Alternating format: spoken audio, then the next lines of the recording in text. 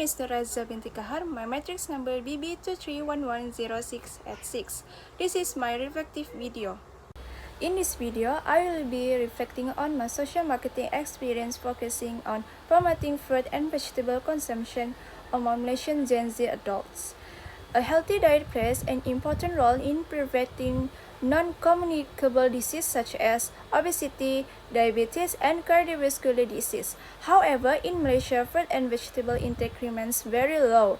National Health and Morbidity Survey data shows that only between 1% to 5% of Malaysian adults meet the recommended daily intake, and many are not even aware of the Malaysian Health Plate guideline. This issue is especially concerning among Gen Z adults, who are influenced by busy lifestyles, convenience foods, and fast-paced digital environments.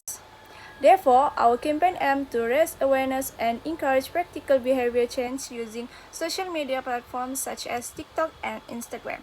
This reflection will follow Gibbs' reflective cycle to evaluate my experience. Before starting the campaign, I assumed that Gen Z adults already had basic awareness of healthy eating because of their exposure to social media and education. However, I was unsure whether this awareness actually translated into a healthy eating behavior. Emotionally, I felt excited but also anxious. I was excited to apply social marketing theories to a real public health issue, but I was worried about whether our campaign would successfully engage the audience.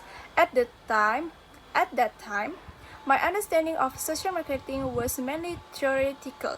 I view it mostly as a tool for awareness rather than behavior change.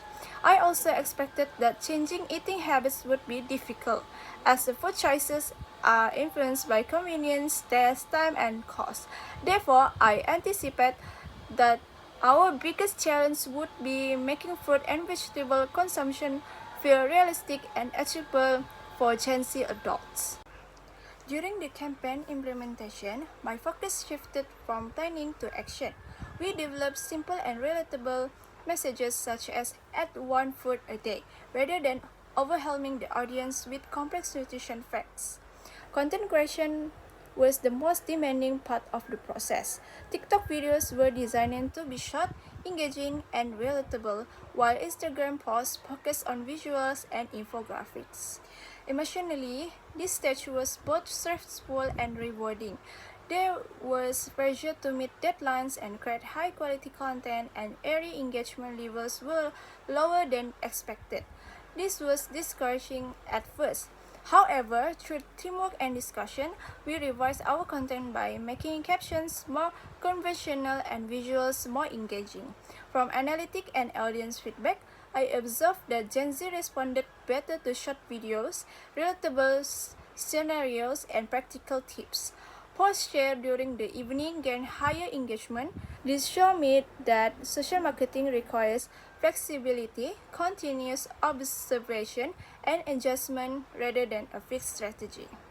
Through this campaign, I developed several important skills. Firstly, I improved my health communication skill by learning how to simplify health information without losing accuracy. I learned that focusing on small, achievable actions is more effective than promoting ideal but unrealistic behaviors. Secondly, my content creation skill improved significantly. I learned how visuals, colors, and tone influence engagement, especially when promoting social causes ethically. I also strengthened my audience analysis skills by using engagement patterns and comments to understand Gen Z barriers such as time constraint and convenience.